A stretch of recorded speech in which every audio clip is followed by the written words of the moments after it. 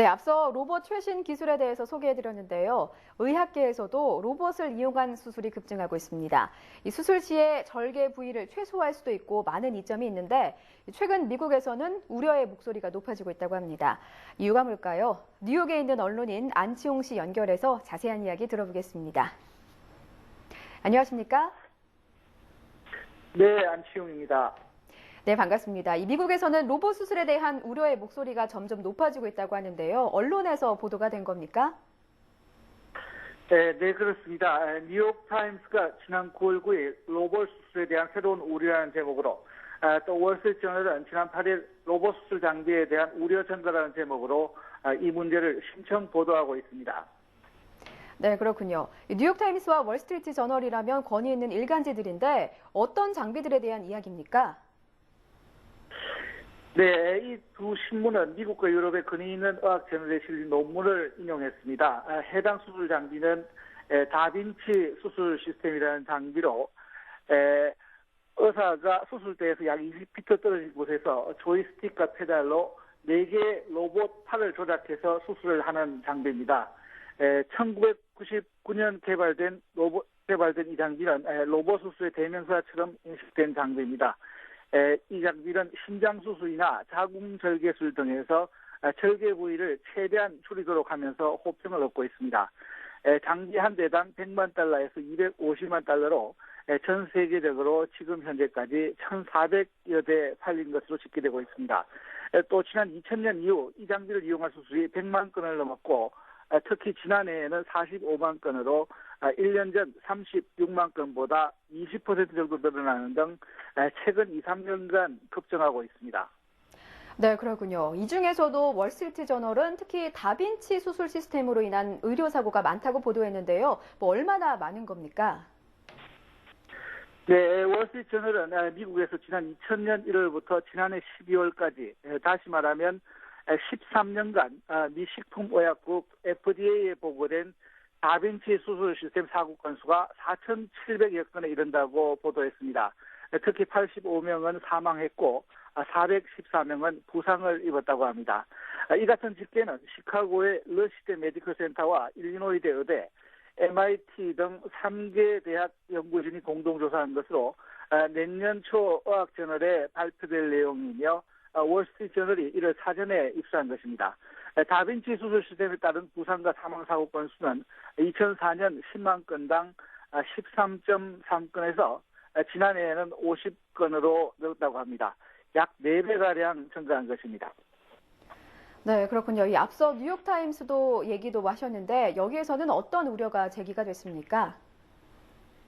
네, 뉴욕타임스도 지난 9월 9일 로봇 수술에 대한 새로운 우려라는 제목하에 지난 2000년 1월부터 지난해 8월까지 다빈치 수술 시스템으로가 관련한 사망자가 71명에 이른다고 보도했습니다. 또 부상자는 174명에 이르는 등 부작용 사례가 수천 건에 이른다고 전했습니다. 이는 지난 8월 27일 헬스케어 퀄리티 저널, 즉 의료의 질을 다루는 전문 저널에 실린 내용을 근거로 한 것입니다. 또 존스 홉킨스대 의료진이 지난 2010년 익명을 전제로 의사들을 대상으로 설문조사를 실시한 결과 56.8%가 이 장비가 수술 때 돌이킬 수 없는 오작동을 일으켰다고 답변한 것으로 보도됐습니다. 존스 홉킨스 의료진은 다빈치 수술 장비와 관련된 부작용이 보고되지 않은 사례가 훨씬 더 많다고 지적했습니다. 뉴욕타임스나 월스트리트저널 모두 저명한 의료진의 논문을 근거로 했다는 점에서 로봇 수술의 부작용이 심각하다고 볼 수 있습니다. 네, 그렇군요. 말씀하신 것처럼 이 월스트리트 저널이나 뉴욕타임스가 권위 있는 의료진의 논문을 근거로 했다는 점에서 흘려들을 수만은 없는 것 같은데요. 특히 여성에게 위험하다면서요?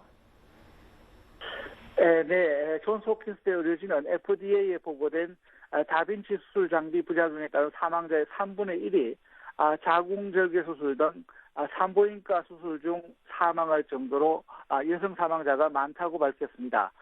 또 부상자의 3분의 1도 자궁절개 수술에 따른 것으로 밝혀져 전반적으로 산부인과 로봇 수술이 다소 위험할 수도 있다고 뉴욕타임스는 보도했습니다.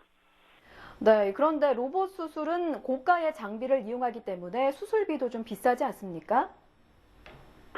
네, 아무래도 조금 수술비가 비싼 것이 사실입니다. 유럽 산부인과 학회가 지난 9월 발간한 전언에 따르면 로봇 수술이 기존 수술보다 1.6배 비싸다고 합니다.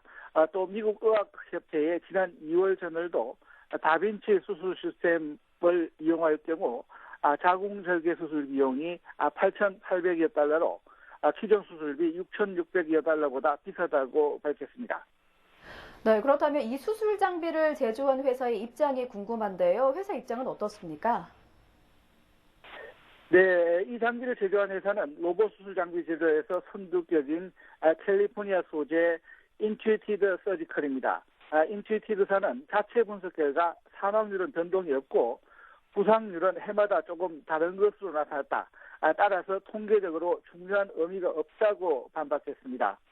그러나 나스닥에 상장된 이 회사가 지난달 17일 나스닥에 보고한 3분기 사업 보고서를 확인한 결과 다빈치 수술 시스템으로 인한 부상 또는 사망 사고와 관련된 제조물 책임 보상 소송이 50건 정도 현재 제기가 됐다고 기록되어 있습니다.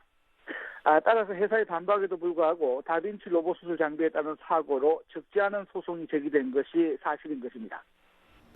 네, 그렇게 되면 이 정부의 입장이 상당히 중요해질 텐데요. 이 의료 장비 등을 관리하는 정부 부처가 식품의약국 FDA인데 미국 당국은 어떻게 설명하고 있습니까? 네, FDA는 상당히 신중한 입장이지만은 이 장비의 문제점을 인식하고 조사를 하고 있는 것만은 사실입니다. FDA는 다빈치 수술 시스템에 따른 의료 사고가 늘었다는 보도에 대해서 이 같은 통계가 부작용이 실제 늘어났음을 의미하는 것인지 아니면 장비가 큰 관심을 끌면서 다시 말하면 장비 보급이 늘어나면서 부작용 보고가 늘어났는지는 명확하지 않다고 말했습니다. 그러나 FDA는 지난 2011년 다빈치 수술 시스템 제조회사에 경고 서한을 보낸 데 이어 이 장비를 집중 점검했고 현재도 예의주시하고 있다고 강조했습니다. 네, 로봇 수술의 획기적인 발전을 이루면서 효과가 입증된 것도 사실이지만 부작용도 만만치 않은 것 같습니다. 충분한 검토를 거쳐서 이용해야 하지는 않을까 싶습니다. 지금까지 재미언론인 안치홍 씨였습니다. 말씀 고맙습니다. 네, 감사합니다.